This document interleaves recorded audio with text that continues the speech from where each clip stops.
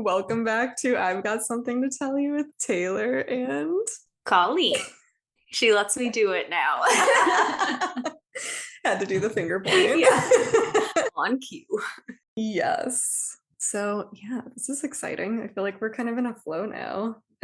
Wait, 6, right? So 6 or 7.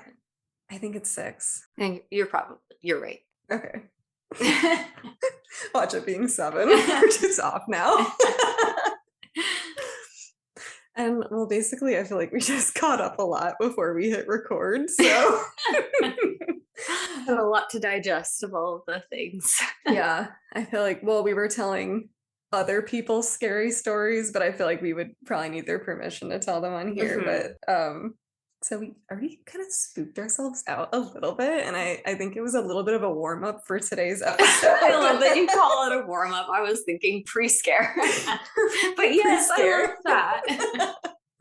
It's a warm up for the story to come. Yeah, it's exciting because like people are listening and now, they're telling us their stories. Yeah, I know. You should tell them because I feel like a lot of people at your gym and stuff, right, have been kind of telling you scary stories. You should tell them to send it to the email. Well, I don't want you to steal it because some of it is like for me and I'm gonna No, we'll have a listener story. Okay. And then you read it. Okay. Yeah. Well, some of it's good material to like for me to do an episode on, and then yeah, you're right. Some of it we need their permission for sure. Okay, you're talking about more of the true crime stuff. Yeah. Yeah, I'm talking more about like the personal. Yeah. But yeah, you should. I want to know whatever that one is because you already told me you're gonna do a story about it. And I'm like, what is it? Yeah, so I haven't been up to much, but I did start watching White Lotus. Do you watch that? Yeah. Me and Seb started the first episode because I think, does it come out on Sundays? I can't. Okay, well, I haven't watched the newest season of it because it just premiered, right? Okay, we must have watched it on the premiere night or something without even knowing because we've been checking back for a new episode. We're like, where's episode 2? Oh, okay. Because I mean, I watched the season 1 and 2, but I haven't watched the newest season. The season 3. Ooh, exciting! Is it good? It's already. I mean, because I feel like they all start out with like the ending. You know what I mean? Yeah. Like the crazy part, and then you're like, what? Like, what happens? But so one thing I didn't know because I don't know if you already know this, but you already knowed if you already knew this. But Node. On Instagram, there was like a reel and it's like something like, you're telling me that this guy wrote White Lotus, and it's the guy from School of Rock, the Ned Schneebly, the redhead guy. No, it's not. Yeah, I guess he was on Survivor because it was a clip from then. It was a really funny clip, but I was just like, I had no idea that I didn't know he was like a writer or anything. I thought he was just like an actor. So that's crazy. I love that kind of stuff where it's like, did you know that this person is this person and this person did this? Like, yeah, because he was such a like, not a small part, but it was just like, I was like, wait, who from School of Rock? I'm like, Ned Schneebly. Ned Schneebly? What do you think? How dare you? I know. Go back to teaching. Just kidding. Keep writing White Lotus. Love School of Rock though. That actually made me want to rewatch it. I love that movie. Did you know that oh my gosh, I'm gonna screw this up, but 2 of the characters in School of Rock, when they met as kids on School of Rock, they started dating and now they're married? Okay, so when I was trying to tell Seb about the White Lotus and School of Rock connection, I was just like, I don't remember how I started it, but he kept like interrupting me like and being like, oh, the couple that got married. I was like, no. That's not what I was gonna tell you. So I know now because of him, but that's crazy. It's so cute. It is cute. And I guess they had like a bunch of the cast and stuff at the wedding. They did? Yeah. Oh, I need to see that. I'm sure I saw it on like Instagram or something like that. I feel like they should have had like Jack Black ordain them or something. I feel like that would have been like iconic. They should have all play. Don't they like all? I can't remember School of Rock like super clearly, but like, don't they all play a song? It's like a. It's like yeah, it's a big band. Yeah, like they're competing in like a band competition. Yeah, right? They should have all played. That would have been really cute, and they all have like their school uniforms and stuff, so they look like AC/DC type. Yeah. Oh, nostalgia. But yeah, White Lotus is just, that's like my life update right now. Aside from work and writing my story, which I changed last minute. I told you. I know, she told me, right? I called her when I was driving over, like, hey, I'm on my way. And she's like, I just changed my story this morning. And I was like, that's real bold. Like, I couldn't do that. Yeah, so we'll see how it goes. It is going to be great, but I could not handle doing that. Yeah. Well, it was like I was up late last night and it's just like, I'm still going to do this other story, but I'm going to do it next. But it's just a lot of research. Yeah. Because it's a lot of stories like intertwined with each other. And I was like, okay, I really need to do my research on this. Like, I can't just guess or anything like that. But yeah, that one will be next. We'll see. I got a couple of weeks to write it. Yeah. So. I did get a forewarning that today I told Taylor while we were telling each other the off podcast scary stories that people have told us. What were the three things? I was like, I can't. No, it was demons. Mm-hmm. I'm surprised you said it. I thought you were gonna. Earlier, you were like, I'm not gonna say it right now. I will never use that word in my household because I feel like it's asking for welcoming them. But anyways, yeah. So that, exorcisms, and things at the end of your bed. Nope. Yeah, that is scary. I know. She's looking. I'm like, you'll see, but I think you can handle this. It's not too bad. Can you give me a Xenon rating? For you, I don't know. It's so after, because like, okay, maybe like a 2.5. They're scarier. Like, it's not that bad. Okay. But I will say that I read that it was one of like the most well-documented haunted house stories like ever, because there's like newspaper clippings and then I guess like written. I only saw the newspaper. I don't know if that's the only thing. There has to be like written entries from the or no. Yeah. Some of the family members wrote chapters of books of their experience. And it was something that like, well, here, should I just get into my story? Yes. What? Is it the Amityville Horror? No. Oh, thank God. Was that in Tennessee? I don't remember. I feel like that is. I feel like a lot of like Tennessee is. Where is Amityville?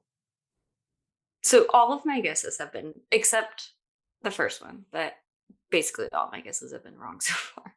Wait, Amityville's in. Okay, hang on. Maybe that's the name of a lot of places. Haunted house. Oh no, that's the one. I was kind of surprised. It's in New York. Oh. I don't know. I was thinking like, I always feel like it's like those southern, like, yeah, you know what I mean? Mm-hmm. But anyway, I feel like that's a good segue to get into my story. Are you ready? I'm so ready. I've had my snacks. You are prepared. Yep. Okay. So this takes place in the 1800s, and in late 1804 or early 1805, John Bell and his wife Lucy Williams Bell, with their 6 children, I know this one, settled near the banks of the Red River in Robertson County, close to present-day Adams, Tennessee. And this is, the Bell Witch. Yep, I know. Okay. And I don't think I said this yet since we started recording, but there's tons of variations of this story. So if I say one thing and you read another, who knows what's true or not, because it's been passed down over hundreds of years. So we don't really know. But I did find a couple of sources that told like close to the similar story. So I just followed those only, and that's what I'm going off of. I know this isn't a visual, but my face is just like, go, strap me in for a roller coaster. I'm going to tell you right now, I could have gone into a lot more detail and I did not. So, you got this. Okay, thank you. And if you need a break, let me know. So, they moved to Tennessee from North Carolina, and they lived there for over a decade, and they had a pretty regular life. They lived on a farm, nothing really crazy, middle of nowhere, average life. The first strange events began in 1817 and occurred outside the Bell house. This phenomenon transpired as John Bell was walking in a cornfield close to his home, and he saw a dog unlike anything he'd ever seen before sitting in the corn row fields looking at him. When he saw it, he immediately thought, like, is that a dog? Is that a wolf? Like, something about it just doesn't look right. Yeah.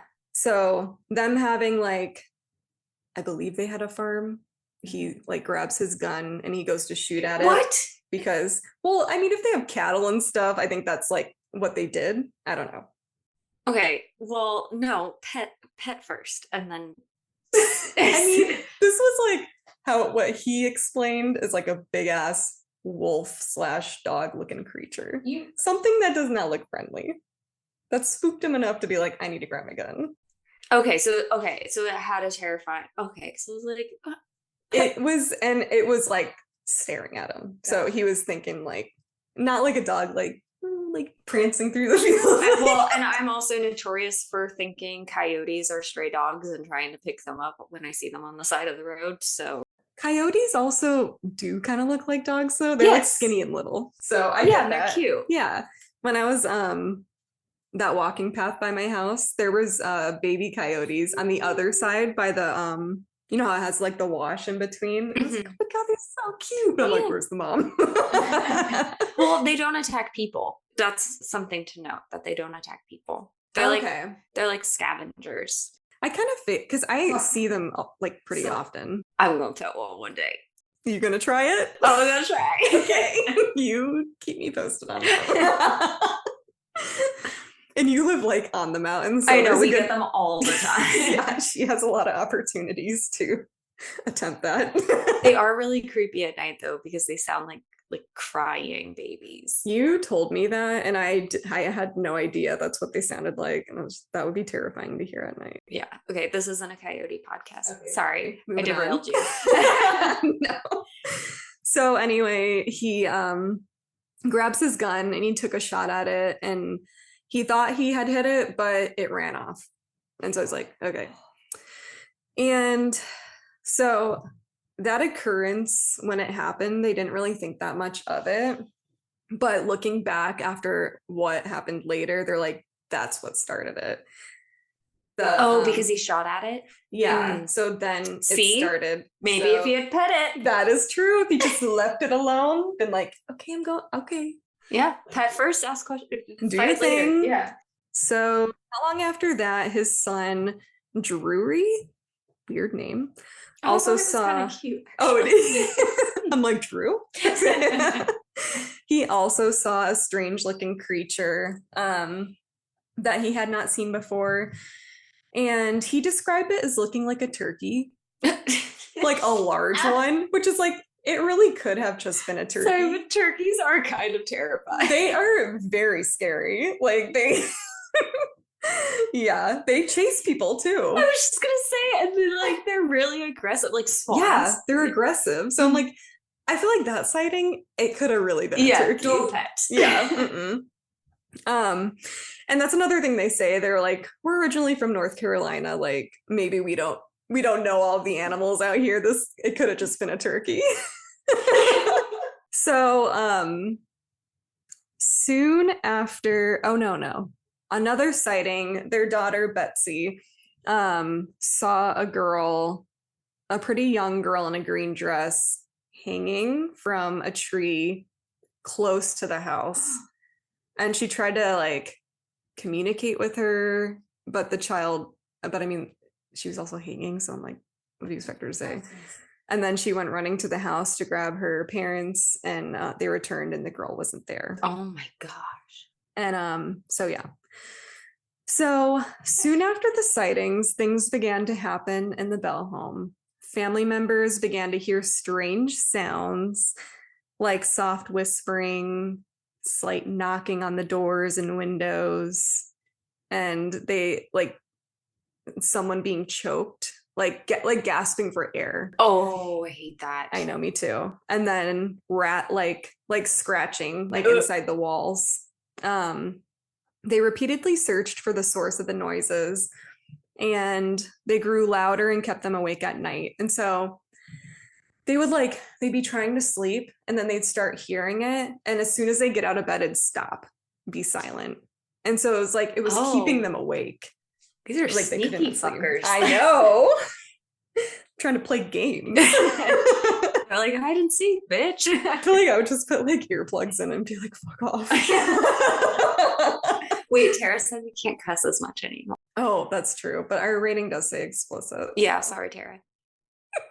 It's just gonna happen. Yeah, so they couldn't discover the origin of the noises, and then things got worse. The gnawing noises, like the scratching, they started hearing it on their bedposts. Oh, which when you said the bed thing, I was like, which made it even harder for them to sleep. And again, they would feel it on the bed. They'd jump off, nothing. Taylor, but it was at the bed. I'm imagining front of the bed. End of the bed freaks me out for some reason. Front of the bed. Because the end of the bed is so much more like vulnerable because it's like your feet. Yeah. Yeah, I understand you. I'm 34 years old and I still tuck my feet in under the blanket. I don't care. I can't sleep without my neck covered because I'm scared of vampires. Okay. I was gonna be like me too, but not vampires. But I feel like I have to sleep with it up to there just to be protected. Yeah. It's like a shield. I guess I have like a specific threat in mind. You're like, they can't get my neck if my blanket's good covered. Now. Sorry, Nosferatu. So moving on. They heard wings flapping on the ceiling, chains being dragged across the floors, which forgot to mention, but this is also like the slavery era. Oh, which don't love that. But that when they said that chains being dragged, it's like that could be possible that it's, I don't know. No, I get what you're saying. Yeah. Like a haunting of like maybe like someone that was in slavery passed away. Like, I don't know. And anyway, they would hear like dog fights inside the house, but nothing, no dogs. Don't shoot it. The dog's like, you shot at me, I'm bringing it inside your house. When family members finally fell asleep, their bed covers would be mysteriously pulled off, and especially Betsy. Just when the Bell family members thought things could not get worse, the physical abuse started from the spirit. It came to be known as especially cruel to John Bell, the dad, and then Betsy, the daughter. Still don't know why, but it picked on them. Yeah. The sons, Joel and Richard, were messed with, but to a lesser degree. And then I think the youngest son, John Jr., she actually, and the ghost presents itself as a she. Okay. Showed affection and like respect to John Jr. and Lucy, the mother. Oh. And it was also said that the spirit said Lucy was the most perfect woman living. So I love she admired her and she hated everybody else. Yes. So weird. It's just, it makes you wonder, like, what is this spirit? Like, where did it come from? What's the background? Lucy conjured it. Yeah, probably. She's like, just deal with this stuff, please. She the middle child. And that's one thing I probably should have looked more into, is like if they ever found more of an identity, but like I feel like it would have said in the articles. Yeah. Like you said, there was a lot of research that you did on this one. Yeah, and Well, on all of them, but yeah, I feel like I had to look into a lot more of it just because of the different stories. yeah. But yeah. So Betsy Bell suffered the most torment from the spirit, aside from her father. She endured sharp, invisible pricks, and then she was slapped across the face and dragged across the room by her hair. No, that's terrifying. No. Wait, remember we talked about what level ghosts you have to get to? This lady was level 1,000. Yeah. But she also was I mean, it's because they call her like the Bell Witch. Like, I don't know. She's been training her whole life. Who knows what century she's from? So the attacks were relentless, with objects like combs flying from her hands. Fearing for Betsy's safety, the Bell family often sent her to stay with her friend, particularly Fenny Thorne was her name. Just move. So the entity followed her there as well. Oh, God. Okay. It continued its torment by untying her shoelaces and flinging her shoes across the room. I sort of love this witch. I feel like it's a bully. Yeah. And when Fenny, her friend, confronted the spirit about its actions, it responded with loud, mocking laughter. Oh my God. Like, kind of a dick. She's like, try me. She's like, again, silly humans. What are you going to do about it? You can't even see me. And so this part is another part where I saw a different variation. So it says that Betsy eventually started kind of like dating this guy, Joshua Gardner, and they got engaged to be married, and the spirit kept telling her to leave him and not marry him. So she eventually just broke up with him out of like kind of fear. Wait, Betsy? I thought she didn't like Betsy. She doesn't. So she kind of ruined her romantic affair. Oh, okay. But then, so there's another variation that said it was the complete opposite. Like she wanted her to marry. And I don't really understand that. So I just put this one because I'm like, this makes more sense to me because she doesn't like Betsy. So yeah. No, that makes sense. That she was like, okay, she's going to be happy. Like, let me ruin that for you. Yeah, exactly. Gotcha. So starting in 1817, same year. John Bell became a primary target of the spirit's abuse as well, both physically and verbally. It constantly taunted him, calling him Old John Bell, while hurling curses, threats, and insults. So she's like the original like podcaster kind of. She's just talking crap to me. I guess. Not long after the haunting began, John developed difficulty speaking, eating, and swallowing, and he started just getting sick. He described the sensation that he was feeling as if he had a wooden stick wedged between his cheeks. So I'm guessing like, I can't imagine that. I don't know. Do you want to go get a wooden stick? No. But he said it was painful. The entity frequently threatened John's life, and when questioned about the hatred towards him, the spirit replied, because he deserves killing. Oh my God. She's really... She never offered like further explanation. She just zeroed in on him. Don't like him. Want him. He's like, but why? He's like, why me? Is it just because I tried to shoot the... I mean, honestly, if I could haunt somebody for trying to shoot a dog, I probably would.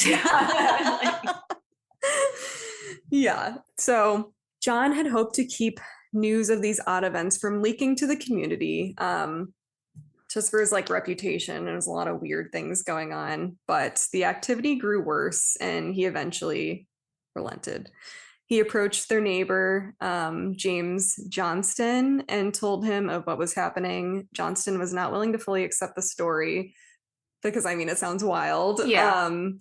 But he wasn't going to dismiss like his friend because obviously he seemed terrified. Uh-huh. So he offered to spend the night at the Bell residence, and apparently the evening was calm at first. and then until he went to sleep. And he was awoken by the same sounds that had plagued the Bell family, and would later tell John that he firmly believed a spirit was was in the household. He's like, okay, I believe you. This is you trying to get me to go ghost hunting, and I'm like, absolutely, I'm not as good of a friend. You're like, I believe you, and I just don't want to see it. You don't need to prove it. Oh, sorry. I forgot to mention that. So their sons joined the military, and the story kind of spread through there too. And it reached Andrew Jackson, who was the commander at the time, not the president yet, I think, because it was 1819. So what? Yeah. And so according to the legend, Andrew Jackson ventured to the challenge to see like the spirit. And so they were heading to the household, and they had all the supplies, and he brought soldiers with him. And oh my that's amazing. I know. But also like the respect for that witch of like, she's like, come at me. Let's go. So as they're on their way to the Bell household, the horses just stop and they refuse to go forward. And this is in quotes that he said this, but it kind of sounds like something out of like Hocus Pocus. But he says, by the eternal boys, it is the witch. Doesn't that sound like, I don't know. Hocus Pocus.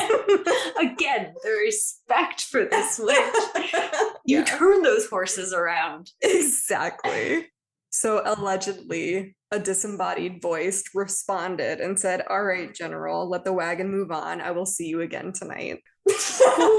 Again, respect for this witch. Like, I kind of love her.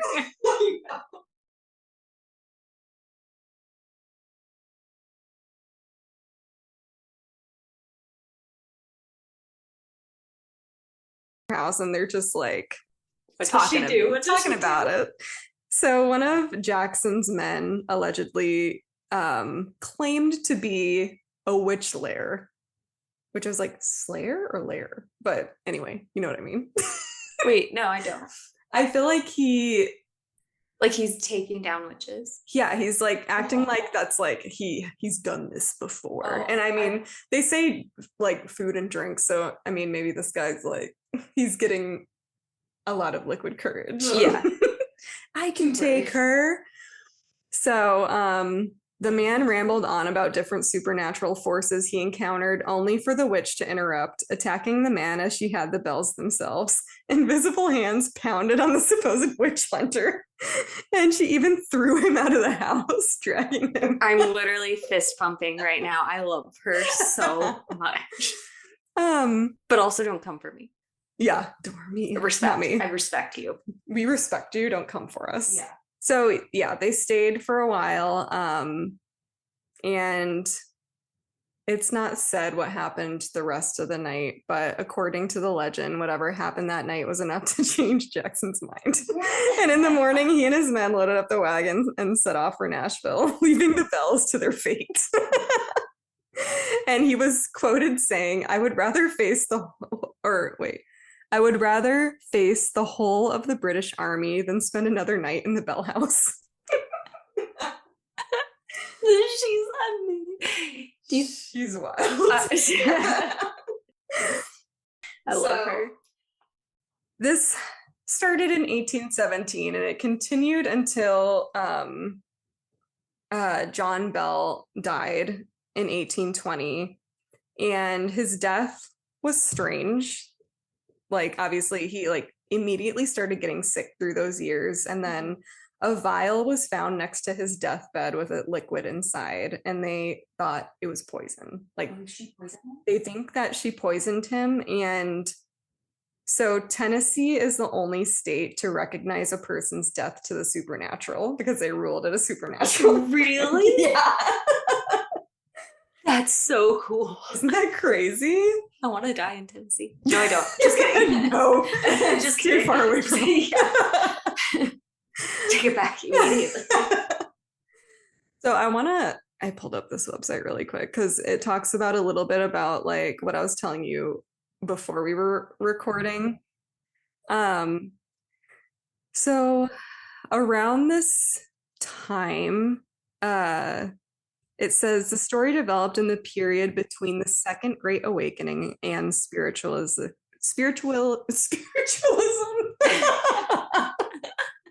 She's coming for me right now. Oh my God, John.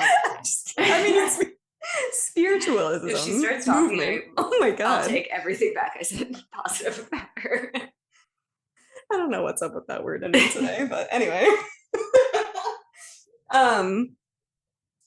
So the Second Great Awakening was a Protestant religious revival that had some of its strongest influence in the frontier regions of Kentucky and Tennessee from the late 1790s until the 1820s. And when they say revival, I don't know if that's because a bunch of people would get together. It said like up to like 20,000 people. Like, I don't know if it was like some sort of like it was a meeting. Like, I don't know if it was like a camp types of situation where they would just stay there for days. But they said that they saw some weird behavior from the people, like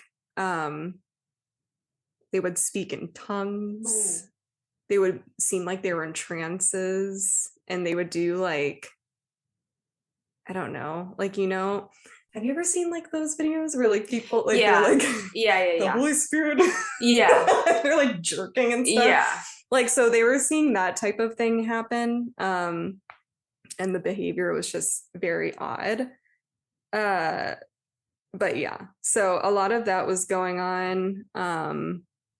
Yeah, so I'm just going to read another like quote from here. So it says some observers of these behaviors saw them as proof of the presence of the Holy Spirit at the meetings, while others interpreted it as evidence of Satan at work. Oh. Yeah. So yeah, it was just, I feel like a lot of that stuff was going on at the time, so it kind of made sense. Like if they were also experiencing a little bit of that at their house. Yeah. I don't know, maybe it was common. I hate that. I do too. Not a fan. But yeah, slowly after he died, she kind of disappeared. Like it was less and less. Really? What did he do? He shot the dog. He tried to shoot the dog. That's what he did. They were also like going back to like the slavery era, they were slave owners and like they were like, yeah. So I'm like, I don't know. It could have been something about that. But it's just, no. Don't know where she came from, but she wreaked havoc. But she came. So yeah, hopefully I did that story some justice. But as I said again, different variations, so there might be a whole other story. I like I said, I have heard of this one before, and I think you nailed it. Like, oh, I love it. I feel like the last two ones that you've done have just been like, okay, I scared Colleen that one time. Like now I'm giving her presents. I know. I'm glad this one didn't scare you because I was worried when you said the thing about the bed. I was like, oh no. But I'm like, it doesn't go into that much detail, just as they're scratching. Yeah. No, I really liked it. I really, really liked it. Okay, good. Other people are gonna really like it too. My first thought, like when they said they saw the animal, I was almost like, could it be like a skinwalker situation? Whoa, I didn't even think about that. Because they show up as like coyote or like wolf. I mean, they also show up as other animals, but I feel like I mostly see like that as like wolf type.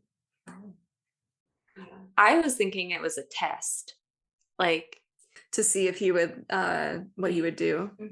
Yeah, and depending on his reaction, she's like game on or you're safe kind of thing. It's almost like if he had to make the first move to let her in or something, because yeah, I mean, they lived there for over a decade and they didn't experience anything. Yeah. So I don't know. But then again, I made the dumb comment of, we'll just move, but then she's following them. She's like, try. Like, Yeah, she's literally following them. So it's like she was going after him, I think. yeah.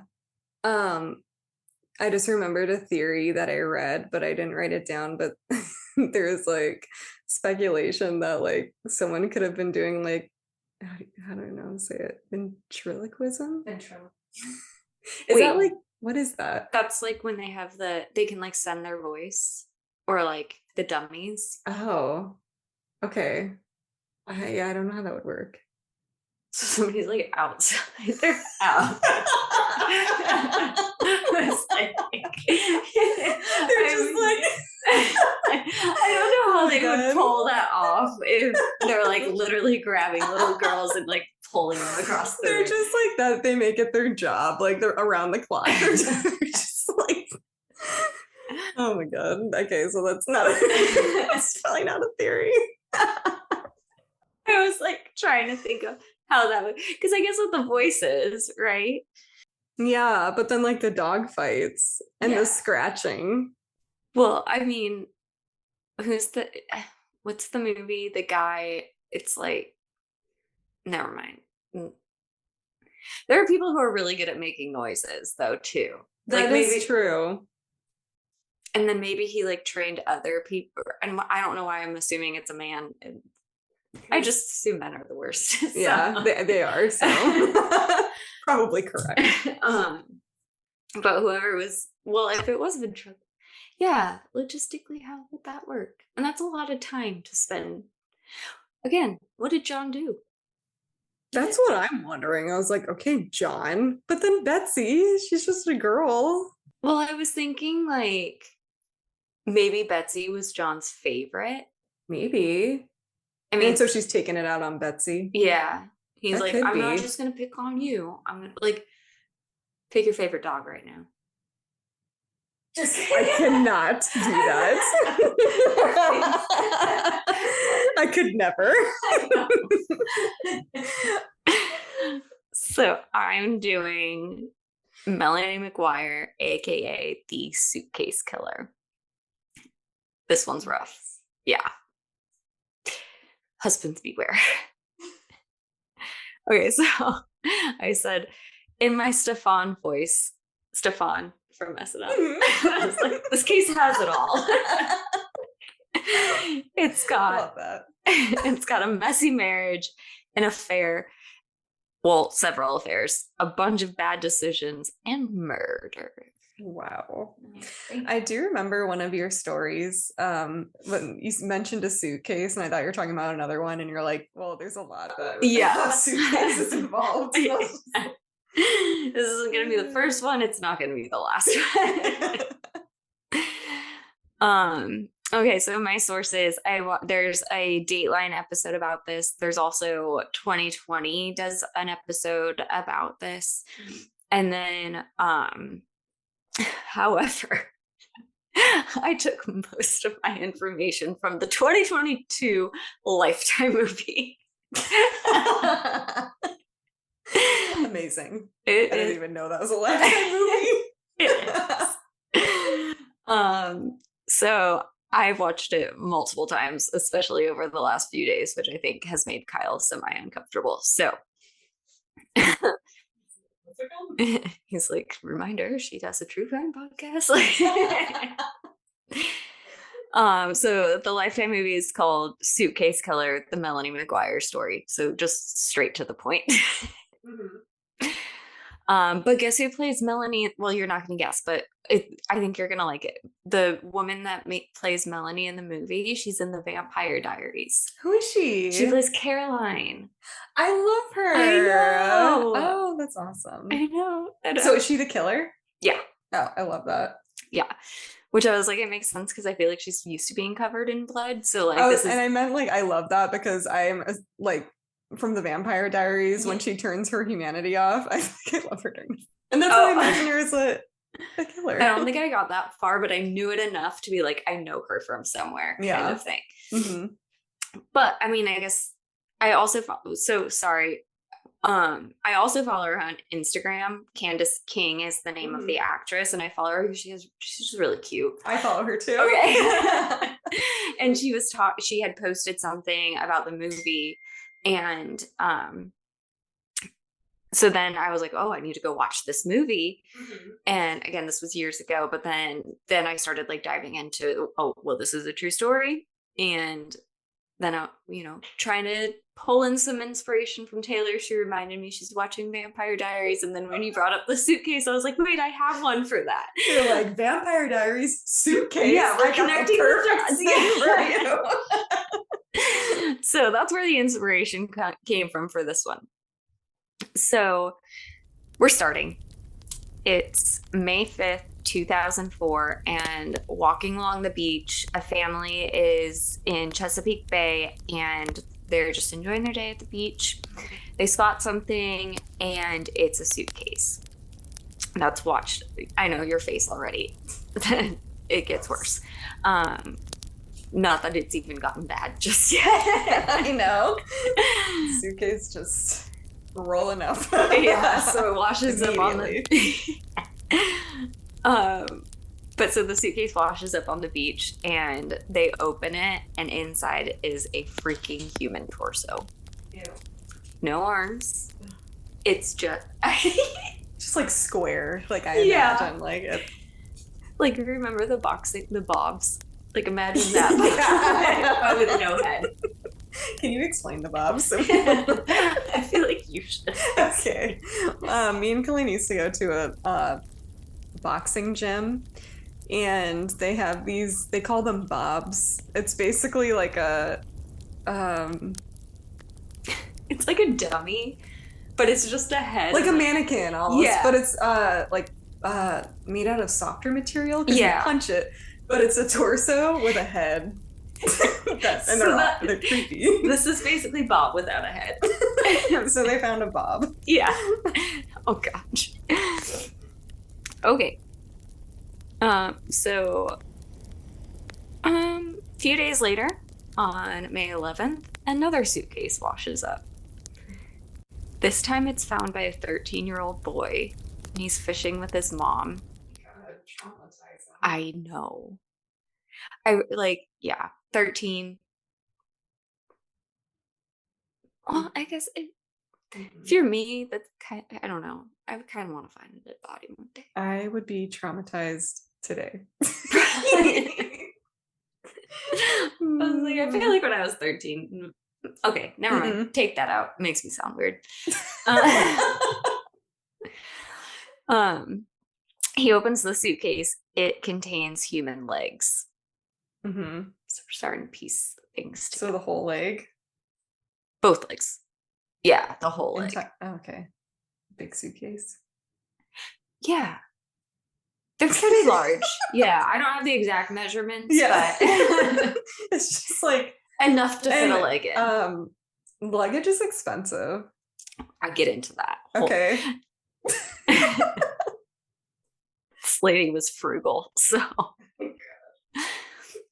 So now there's a third suitcase that washes up on shore, and it's discovered on May 16th, and that contains the human head and arms. Yeah. Let that sink in first. I don't think I want to. It's sunk in already. Out of the 3 suitcases, which one would you want to find? Which? If I had to choose, I guess the legs. I don't want to see a torso. That is weird. I don't want to see a head. And that's the thing. I barely want to see the legs. I feel like the torso would be like the least worst. I think the head would be the worst. Yeah, 100%. The torso. I mean, the head and the torso a close tie, but I feel like the head because it's literally a head. Ew. And they do not hold back in graphics in the Lifetime movie because they show like the body part, like they. Yeah, like obviously they're not real, but it's still. Their special effects team is like really good. They were really good. Okay, so now obviously the police are very much involved, because body parts on the beach. Let's figure this out. So quickly, forensic testing confirms that the body, they put it together well, they don't like Frankenstein it, but you know what I mean? Yeah. Like they recognize that this is now a whole body. Yeah. It belongs to 39-year-old Bill McGuire. I now tell you about Bill. Okay. So I'm going to rewind a little bit to the late 1990s. We're in New Jersey, and this is where it all begins. Mm-hmm. Bill McGuire meets Melanie, his future wife, while working at a restaurant together. Bill is a Navy veteran who just recently transitioned into civilian life, and Melanie is working at the restaurant with Bill, but also is a nursing student at the time. Bill is described as like this outgoing, larger than life who can make anybody laugh. But I also was like, I feel like this is very generic description of him. And like, I'm not going to talk shit about Bill. Yeah. But I mean, he's not great either, to be honest. But still, nobody. Like, they're both not great. Yeah. Like, but nobody deserves to get murdered and for not being great. Yeah. Exactly. Because I feel like women are always like they lit up a room, like that kind of thing. And men are always like, we were outgoing and like that charismatic and things like that. So there's generic descriptions for both, but that's what people described him as. So those were the comments I makes sense. But I did say, you and I, make me a promise. Do not, if like I die at my funeral, don't say I lit up a room. I want you to do the like Breaking Bad speech where like she was the danger that knocked. They're like, someone take her away. Yeah. Like, thank God we're rid of that girl. Like, she requested the speech. Okay. But anyway, sorry, it's just a side note for you and I. I will remember that. Okay, so Bill's very outgoing. Melanie is quieter and more reserved. People who knew them at the time said that they made the kind of this like unlikely, but they were really like unlikely couple, but they were really cute together. Mm-hmm. Bill made Melanie feel special. He'd bring her little gifts. If they worked at different times at the restaurant, he'd come pick her up or like come hang out at the restaurant during her shifts. I was like, cute. Yeah. So far, not bad. I know it gets worse, but it's like minus the body parts. Yeah. So Melanie later said that she felt like he was the perfect guy. So they started dating like officially, because when they first met, he also had a girlfriend. Mm-hmm. So like they're kind of hanging out and like there's obviously like a flirtation, but he has a girlfriend and her friends are just like, what are you doing? Yeah. You know what I mean? Mm-hmm. So he breaks up with the girlfriend. They officially start dating. Mm-hmm. And in the movie, again, Lifetime, so take it with a grain of salt. They're moving like really fast once they start dating. Mm-hmm. Again, Melanie, as I stated, Melanie's friends are like, we get it. He's charming, but he's like that with literally every woman. So just be careful. Like yeah, like, and he cheated on his girlfriend now, like basically with Melanie. Yeah. And, you know, mm-hmm. So he's probably going to do it again. Yeah. He doesn't really seem like the monogamous type. Yeah. So Melanie doesn't listen. They, again, are moving really quickly. They move in together only after a few months of dating. So, well, it's not a whirlwind romance. It kind of is because it sounds it kind of sounds like it. Yeah. So we're going to jump forward into 1999. And I couldn't find exactly how long they were dating, but it's like from what I read and what they stated on not the Lifetime movie, the 2020 and Dateline, it was about 1 or 2 years. But they get married after 1 to 2 years of dating. Okay. Which, I mean, it's pretty average. Yeah. They get married and they move to Woodbridge, New Jersey, because they want more like a suburban life and they want to start a family. Now they've obviously moved on from working at the restaurant. Melanie is officially working as a nurse in a fertility clinic. and Bill is doing his thing. He's working at a university, which they didn't really say. I kept reading he's in IT, but then I didn't know exactly what he was doing at the maybe They IT. could have IT in universities because they have like all the online things and stuff. Yeah. Yeah, they didn't really touch on that too much. But let's get into nitty-gritty of why this goes from 0 to 100. I know, because so far sounding pretty normal. Mm-hmm. Waiting for, I mean, I feel like, okay, I'll just let you tell the story.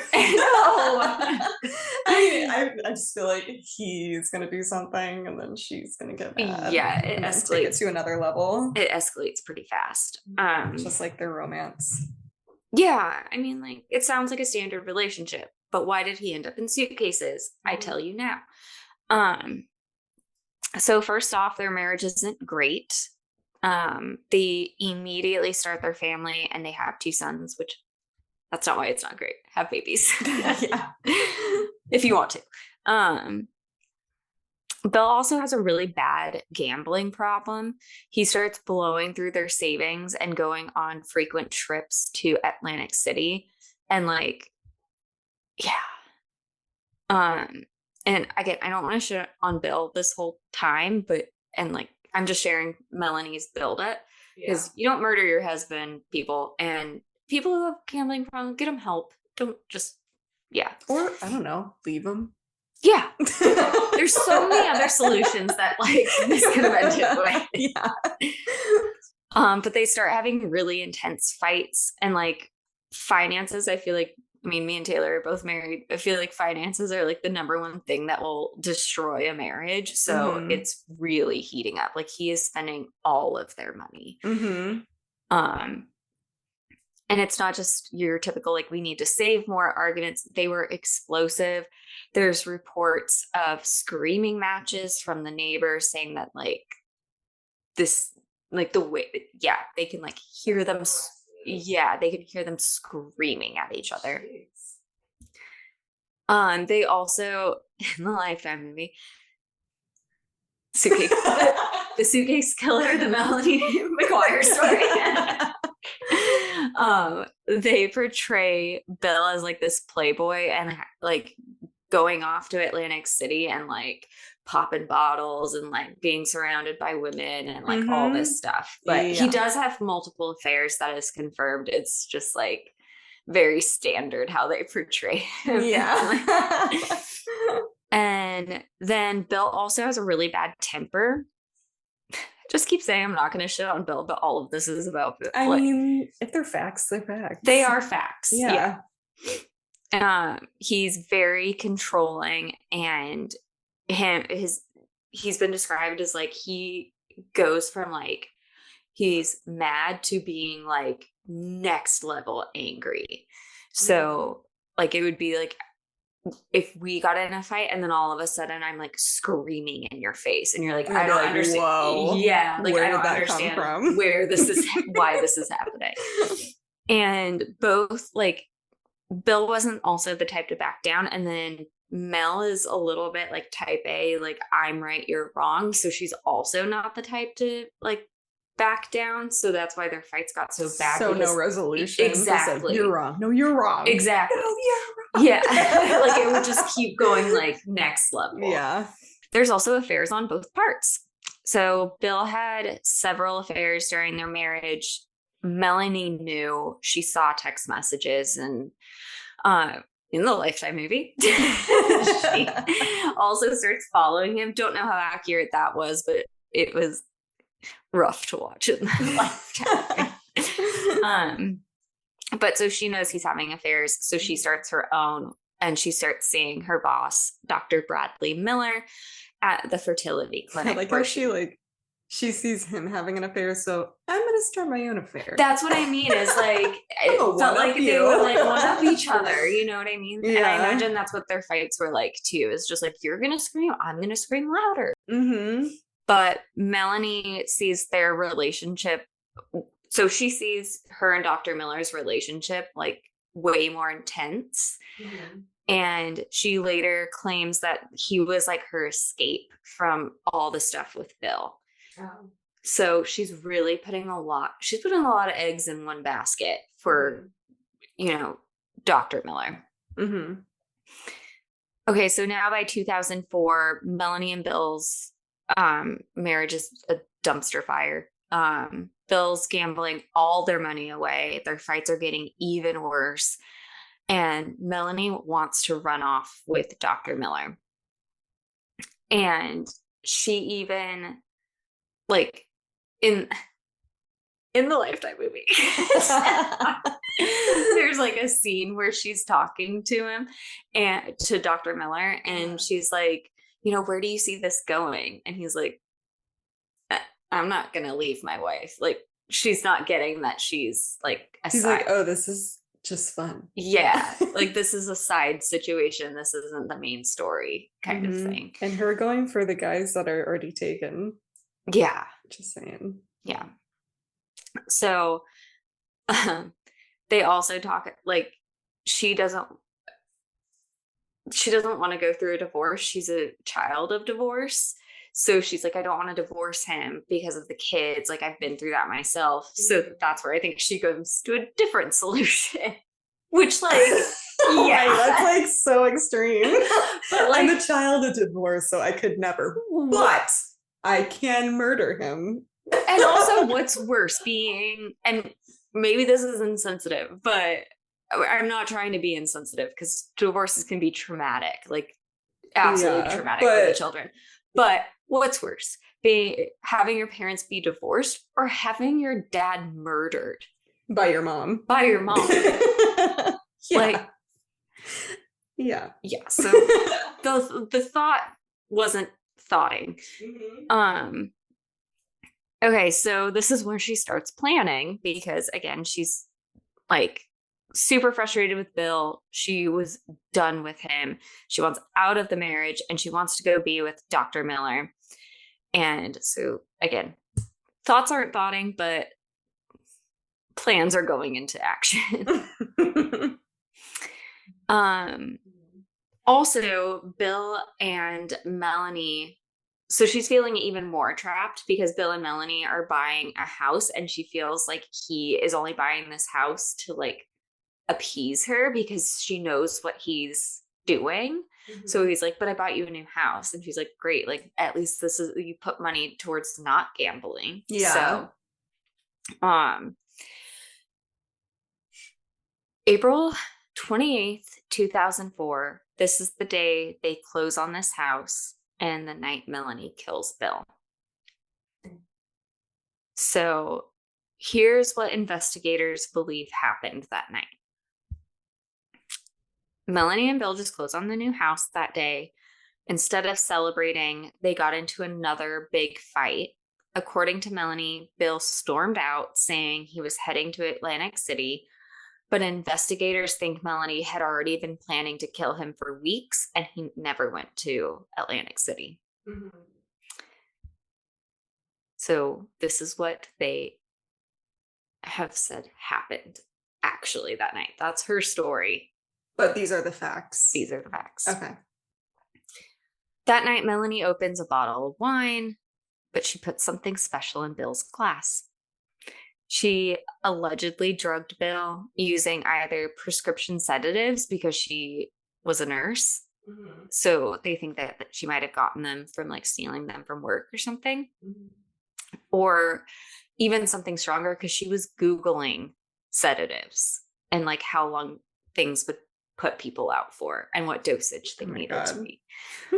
Forgot about the Google history. Yeah. Again, she's not very good at covering her tracks. So she knocks him out. Once he was unconscious, she shot him multiple times, once in the head and once in the chest. Then she drags his body to the bathtub, and this is where the dismemberment happens. Yeah. So because she's a nurse, she probably had some knowledge of anatomy. So she puts Bill's body in the bathtub and starts dismembering it. She used an electric saw to cut him into the pieces. Yeah, and they do not hold back. Again, in this movie, the Lifetime movie. Have I mentioned it yet? There's a Lifetime. Not yet. Yeah. Like they do not hold back on the gruesome. And again, that's why I was like, this girl is perfect, because I feel like in Vampire Diaries, like they're always covered in blood. Yeah. So like she's covered. Also, I'm thinking back to when he said you've been watching it multiple times. Kyle's probably like, just that scene like, too. I know. See, I'm gonna take a little trip.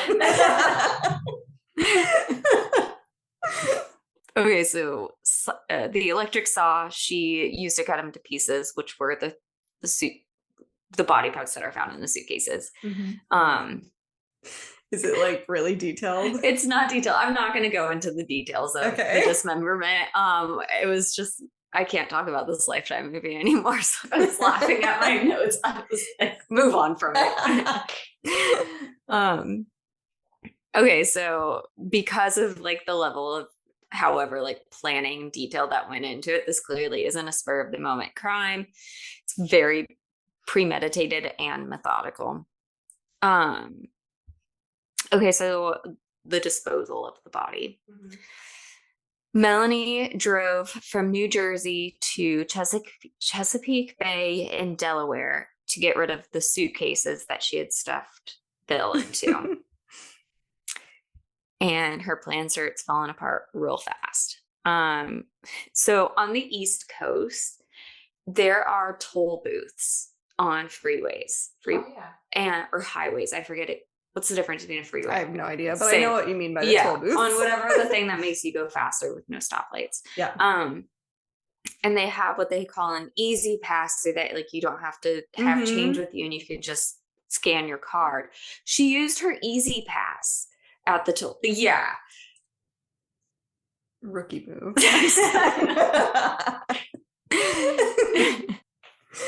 She's like, I can't hit these lights. So no, but it shows your exact moments that you're hitting these. She also bought the suitcases at Walmart. Oh my God. And she used her rewards card to buy them. Rewards card. So like there's all these like digital footprints of her. And then there are witnesses who saw her dump suitcases into the ocean. Which I'm sure her fingerprints were all over. Yeah, I mean, I wonder how long fingerprints stay on something if it's in the ocean. I don't know. Because like in Dexter, he dumps stuff in the ocean and but he's smarter. He makes sure it like sinks though, I think. Doesn't he go to the middle of the ocean and stuff? Yeah, like, but in one season they find all of the bodies, but he wears gloves, so and it's also fake, so yeah. I take all my notes from Dexter and Lifetime. But yeah, good.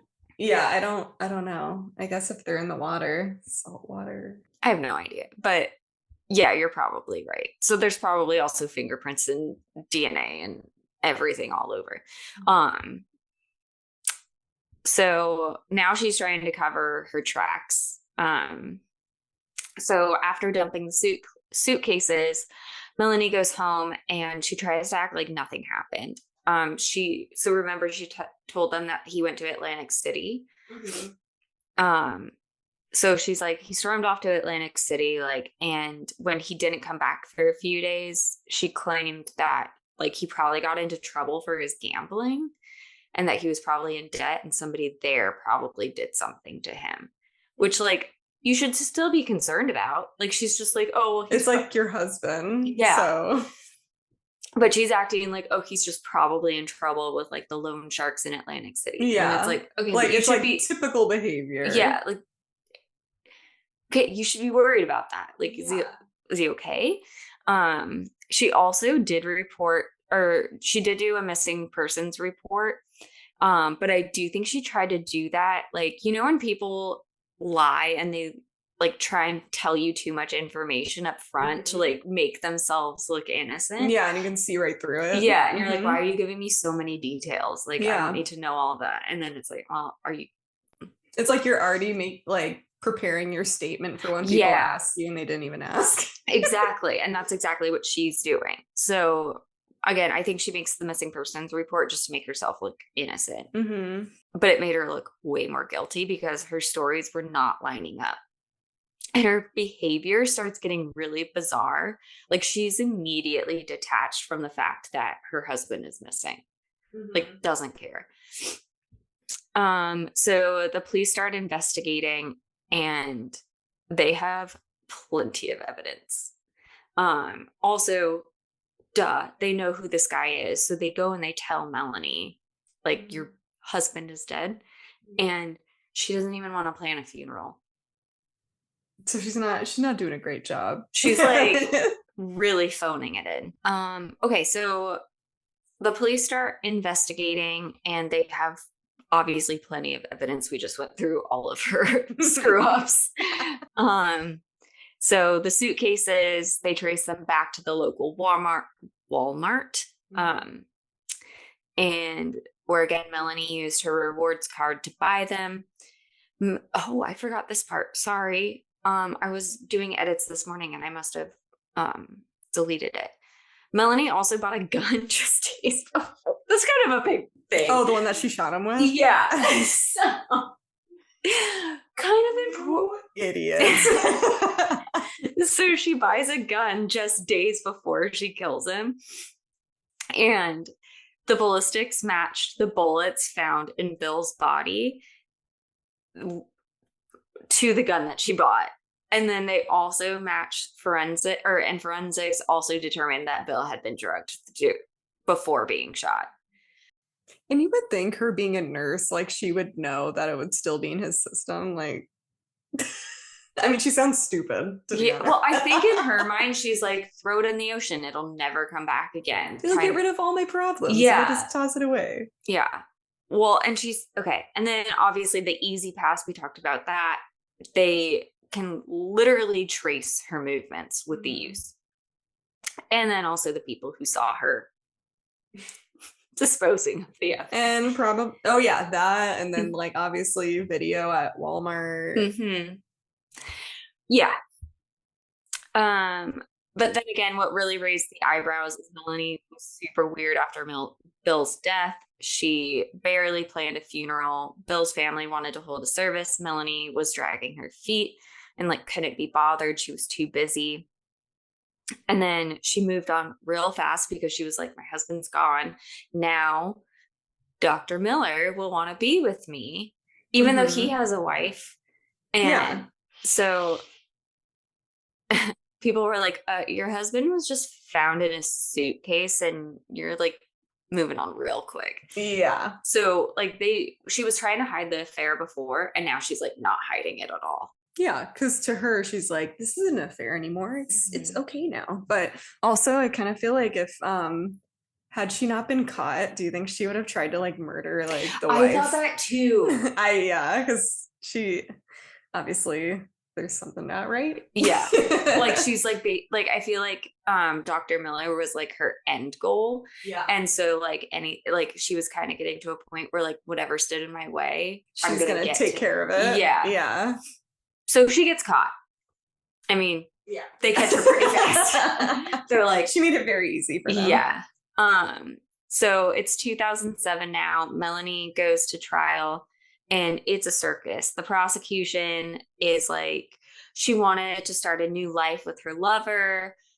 She drugged, look at all the stuff that she did. She drugged Bill, she shot him, and chopped him up. Like this is a horrific crime. Yeah. And then the defense tries to defend this with, there's no direct evidence. This is all like hearsay. Yeah.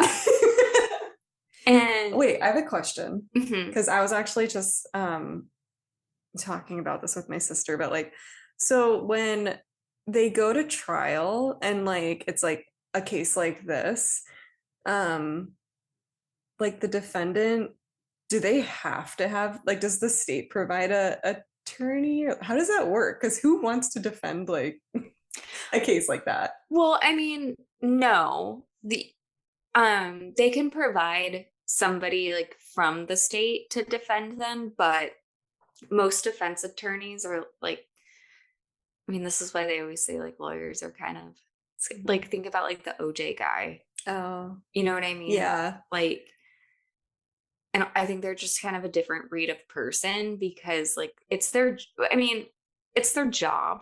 You know what I mean? Yeah. And to be a good I, lawyer. I just don't know that much about it. So I didn't know if like, do they specifically get these cases because they believe in them, or like, are they just like, No. oh. I was just like, do people choose this, or do they have to have an attorney and they like, you know what I mean? Well, and like you think about it because yeah, the state will, I'm trying to think of the was it the Miranda rights where it's like they are like, you know, you can choose, you can pick your own um representation, or one can be provided to you, but So they no can matter what, they always have to have. no, they can waive their right to an attorney. Like Ted Bundy defended himself in his trial. Oh, okay. I didn't know that. Yeah. Hmm. We'll get to that one day. Yeah. That's a little too big for me right now to take on. But yeah, so they can waive their right to an attorney. They can do that, but I mean, the dummies do it. Yeah. That makes sense. Yeah. But yeah, that's it. Yeah, I haven't really looked too much into that.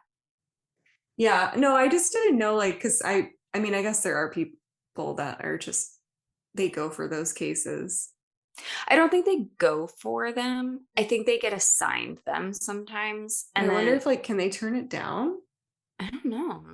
I was just curious about that. Because, like, what if you are a defense attorney and you're like, I'm not defending this? Yeah. Like, if well, it's, but like, it's like, if they're just looking at it as a job, not really like what yeah. they believe, which kind of sucks too. Yeah. But I don't know. No, I totally get where you're coming from. Is like, how do they, like, this woman literally chopped up her husband and you're going to try and come and defend her? Yeah.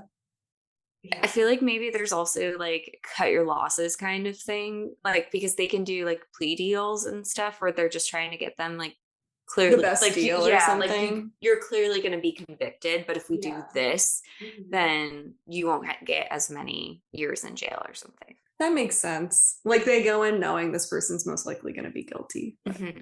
Yeah. That would be an intense job. Yeah. That's why I said lawyers, I think, are just a different breed of people. Yeah. Like, because that would be really hard. That would be very hard. I would not be able to do that. Yeah. So again, they're going back and forth. The prosecution is basically saying she wants to start a new life. She killed her husband, chopped him up.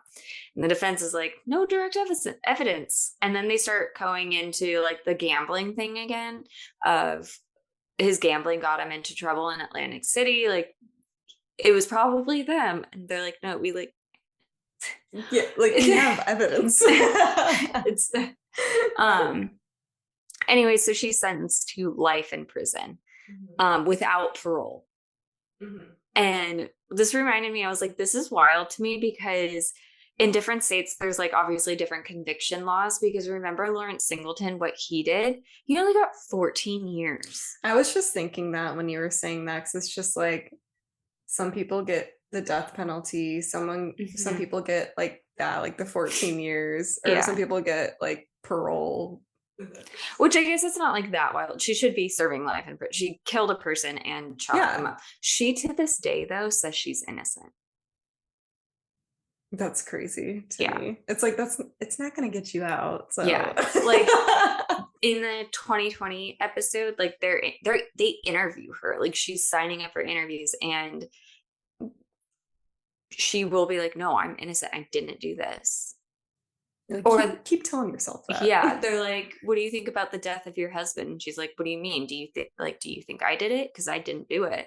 That's like all she's stuck on is like the blame for it. It's like, no, how do you feel emotionally about your husband being found in the suitcase? Yeah. So yeah, that's the story of Melanie McGuire. That was a good one. Like we had some good stories today. Yeah.